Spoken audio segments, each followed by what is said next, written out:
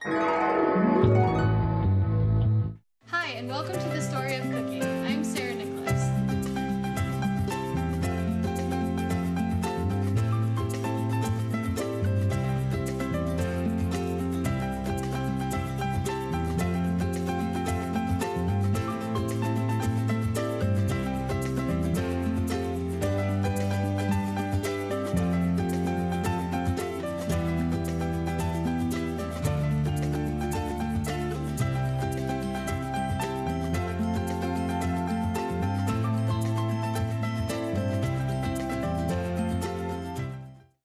Hi, and welcome to the Story of Cooking. I'm Sarah Nicholas. This show explores people and their unique story of cooking.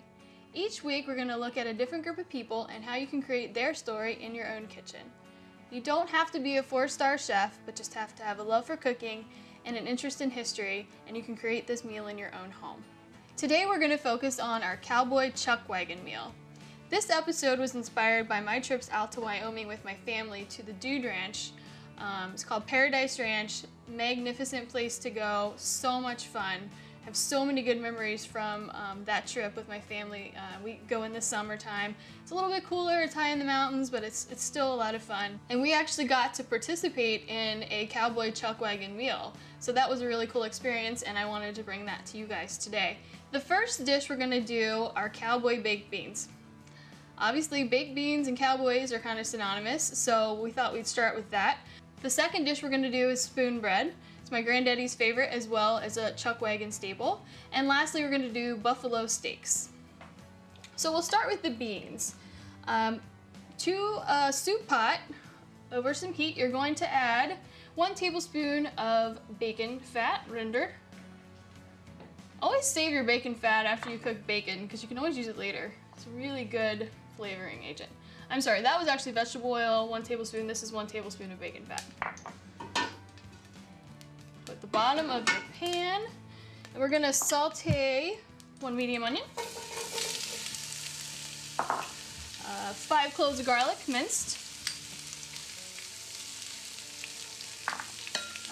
They're 3 tomatoes, and they are grilled, seeded, and diced. And then lastly, we have a green chili pepper that's also grilled, seeded, and diced. We're gonna saute that till it sweats down a little bit, gets a little color. Shouldn't take too long. So, going out to the Dude Ranch was so much fun. I have so many fun stories from that experience.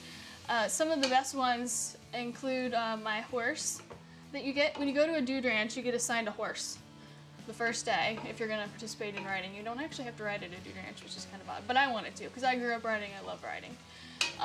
My horse is called Harry Houdini, and there was a reason he was called Harry Houdini, because he always escaped from the corral somehow. He was a magical Harry Houdini. I don't know how he did it.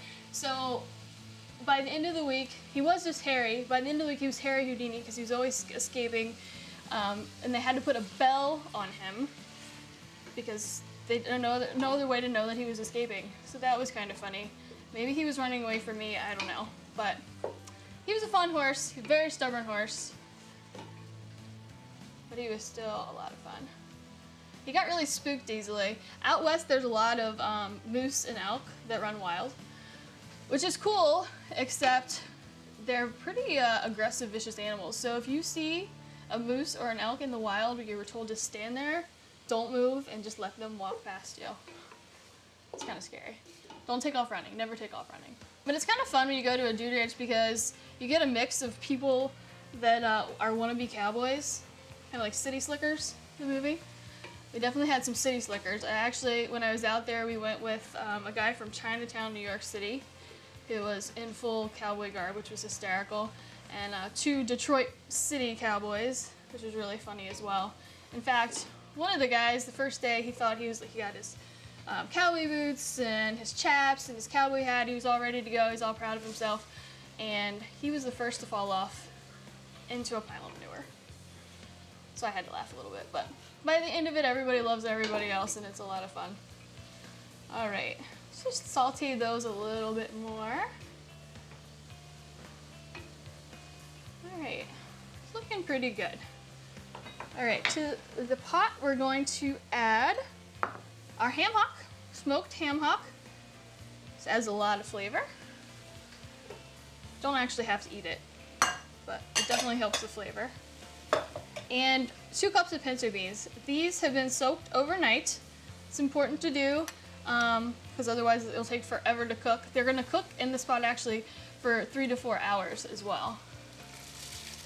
You can use pre-cooked beans, and obviously they wouldn't take as long, but they're not as good. You gotta do it the slow and steady way. It's much better. It's the way the Cowboys would have done it in the Chuckwagon, because they certainly didn't have canned beans to throw in their pots. They would have had dried. So that's what we're going with today. Going authentic. All right, you wanna bring that to a boil. Let's add a little salt too. Seasoning, maybe a little pepper. All right, looking good. All right, so that's gonna come up to a boil, and we're gonna leave it boiling for about 30 minutes. And then at that time, we'll turn it down to a simmer and let it go for 3 to 4 hours. And everything should be cooked, blended together, and delicious. So I'm gonna clean up this area, and when we come back, we'll start our spoon bread. Okay, we're back, and we have everything ready for our first step of the spoon bread. Spoon bread is actually really near and dear to my heart. My granddaddy, when we went camping, he always made spoon bread on an open fire, just like you would at a Cowboy Chuckwagon meal, in a cast iron skillet. And I never really liked it as a kid. I like it now, but it's still a good memory for me in my childhood. He was really good at it. So all you need to do to start the spoon bread is boil milk. This is 3 cups of milk. Woo, that is hot. You don't want to burn it or scorch it. And once that comes to a boil, you're going to stir in your cornmeal. And then you're just going to let it cool for an hour. And you want it to harden before you add your other ingredients and then bake it. So chuck, the word chuck actually comes from the 17th century. And it actually was a kind of a derogatory term that merchants would use for low-priced meat, meaning chuck was low-priced meat. And then, in the 18th century, when it came to America, it actually became a compliment, because chuck now, when you refer to it in American culture, it means a hearty meal. A hearty meal that you would have enjoyed after a long cattle drive. So now it's not such a derogatory term, it's actually a compliment. So if somebody refers to your food as chuck, doesn't sound great, but it's actually a compliment. So let's bring this to a boil. You don't want it too high, but you don't want it too low so it doesn't boil. It's kind of finicky thing to work with. When we were out on the Dude Ranch in Wyoming, we actually got to participate in things that ranchers, dude hands, would participate in. And one of the cool things we got to do was a calf pinning, meaning you would get a group of cowboys together, which would be us, my mom, my friend, and myself. Were a team of 3. And basically you have an arena full, well, it wasn't an arena back then, but for us, since we were unexperienced cowboys, we had an arena full of calves, and we would try to pin them all into one side of the arena, which is really cool. And you got timed, and whoever had the fastest time won. And of course, my team won. My mom is a really experienced rider, so she was really good at it. I was just kind of bouncing around and having a good time and laughing, but my mom's really good. She pinned them really fast, and we got the winning prize, which I think was like a drink at the bar that night, which, that's good too. All right. Looks like it's getting close. Let's just make sure it's not scorching at the bottom.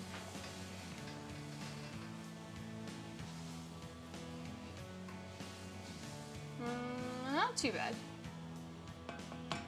All right.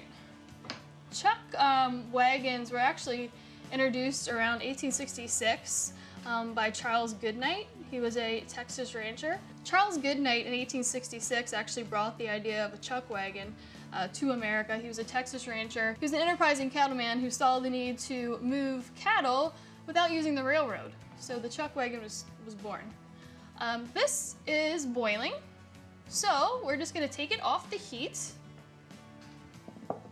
and we're gonna stir in our cornmeal.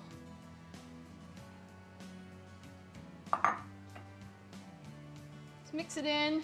You can leave it in this pot, but you need to let it cool for an hour. Maybe a whisk would work better. Let's try that.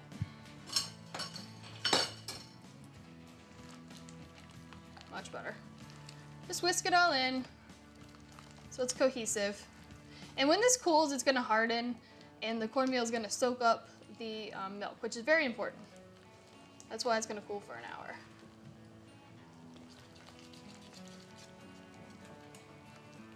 Try to get all the lumps. If there's a few lumps, that's fine.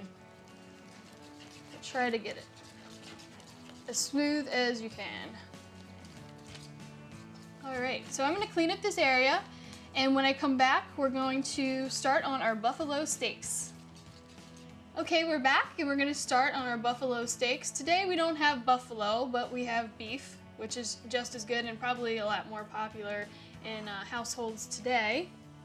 We're going to we're going to dry rub the steaks with a coffee mixture. Coffee was very important on a Chuckwagon because it was easy to make over an open flame and easy to carry. So, first thing we're going to do is we're going to toast our cumin seeds. Toasted seeds always taste better than untoasted seeds. So we're going to give those a little toast. Make sure they don't burn, but you'll be able to tell when they're toasted because you'll smell them immediately. They don't take any time at all. And they'll start popping. See how they're jumping? They're done. That's all it took. Put that in a bowl to the side. Okay, and then into that we're going to add 1/4 a cup of paprika, sugar. I think that's like 3 tablespoons of sugar. We have chipotle pepper. You can substitute cayenne pepper as well, whatever you prefer. I like chipotle pepper because it's kind of smoky. And it goes well with the coffee. We have coffee, 3 teaspoons of coffee, and salt. 1 tablespoon of salt. Mix that together a little bit. And this is going to be the rub for the buffalo steaks, or in our case, the steaks. You can use whatever steaks that you like. My preference is actually, my favorite steak is a ribeye steak. I think that's the best cut. Today, we are using shell steak, which is fine as well. But use whatever you like. And we're going to show you also how to do this in your own kitchen as opposed to outside on a grill. So you can do this any time of year. All right.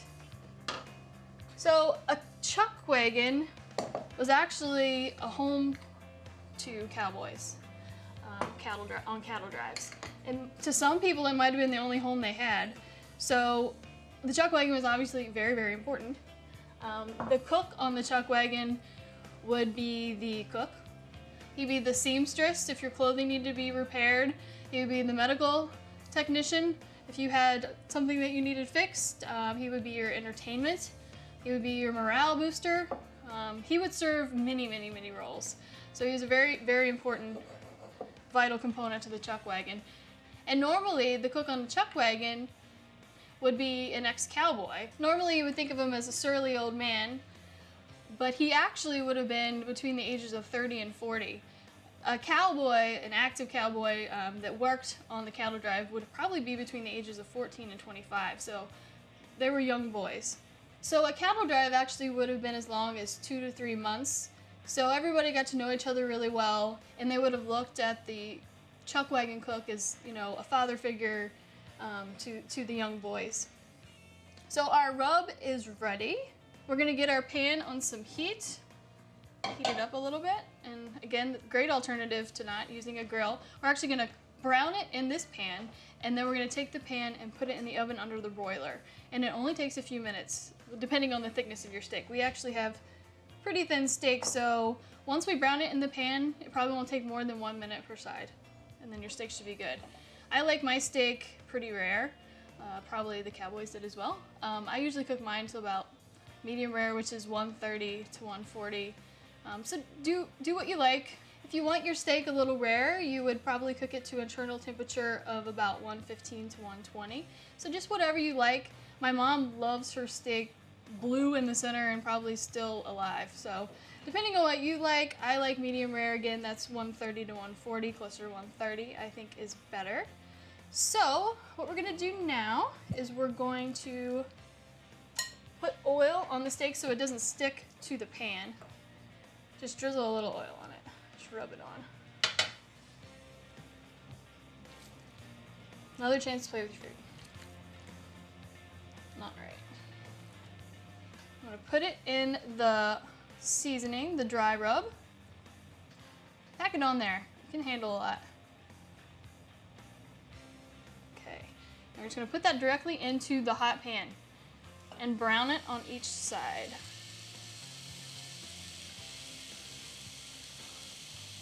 So everybody thinks of a Chuckwagon as kind of being like an iconic American thing. I would say it's definitely a symbol of like the can-do spirit of America. I was first introduced to Chuckwagons actually with Oregon Trail, the game. Does anybody remember that game from their childhood? It's one of those really old computer games that came on those big floppy disks. So that was always fun. Everybody always got a rattlesnake bite and died before they even reached the Mississippi River. Which is really funny. But anyway. Before Chuckwagons, they would basically have their whole home in their saddlebag. So the introduction of Chuckwagons was a great thing for cowboys. Made for a lot happier morale, certainly more well-fed cowboys, which well-fed cowboys can perform better. So it was definitely a more efficient way of doing a cattle drive. These shouldn't take long. Again, these are pretty thin steaks. These are probably about ½ an inch thick. You just want to get a nice crust on the outside. And try to use a dish that you can actually put directly into the oven so you don't have to transfer it. Cast iron skillet is best. So we're literally just going to take this and put it right in the oven. And you want to check it because you're going to want to flip it in the oven as well. So once I put it in the oven, I'm probably going to let it go for 1 minute on one side. Take it out, flip it, put it back in for another minute, and it should be good to go. Let's take a look at this. There we go. I even got grill marks. See? Looks like I'm grilling inside. Perfect. Doesn't that look good? All right, let that go for another minute on that side as well.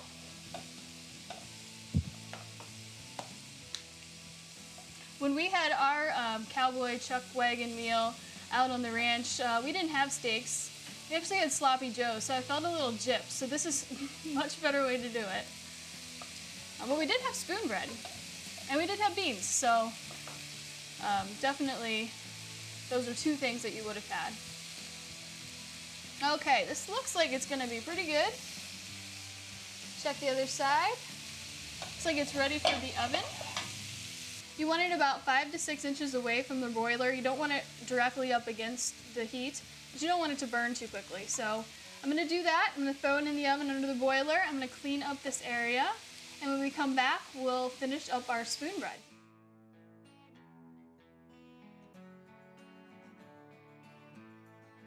Okay, we're back, and I'm going to check on my soup, which should be about done. It's been going low and slow for about 3 hours. Looks good. All right, we're gonna turn that down. Just leave that hanging out for a little bit longer. And we're gonna finish our spoon bread. So the spoon bread, the milk and cornmeal mixture has been cooling for an hour. And if you can see, it's definitely firmed up and cooled down, which is exactly what you want. So we're gonna start with what we're gonna add. We're gonna add 3 eggs. We're gonna beat the eggs. 3 eggs. So I talked a little bit about the Chuckwagon cook, but I failed to mention what they actually called the Chuckwagon cook. They would have called the Chuckwagon cook Cookie, which is kind of surprising because it sounds pretty feminine for cowboys out on a cattle drive, but that's what they called them. It's a very endearing term to be called Cookie.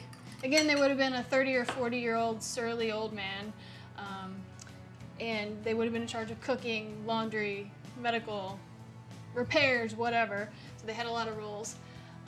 But there were also a lot of rules that Cookie had for the people on the Chuckwagon cattle drive. I'll talk about those in a second. Let me add the eggs. 3 eggs. And we have melted butter,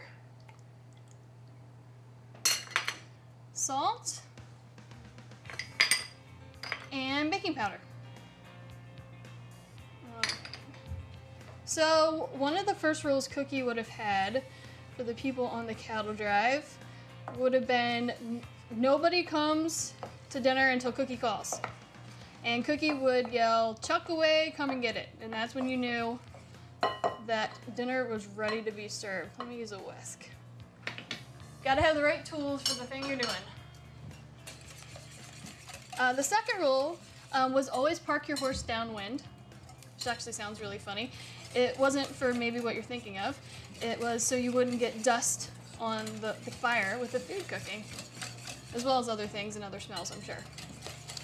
Don't crowd the fire, because everybody needs to get warm after a long day's work.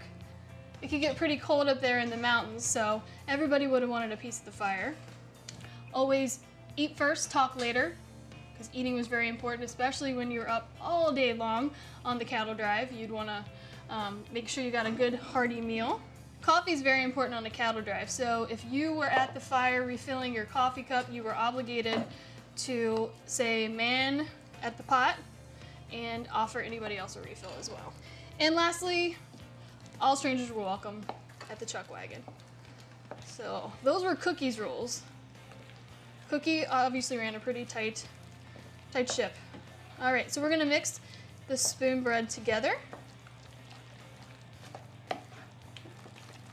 Mix everything up, and then we're gonna put it in a casserole dish, and we're gonna pop it into a 375-degree oven for about 35 minutes until it's firm to the touch and a little golden around the edges.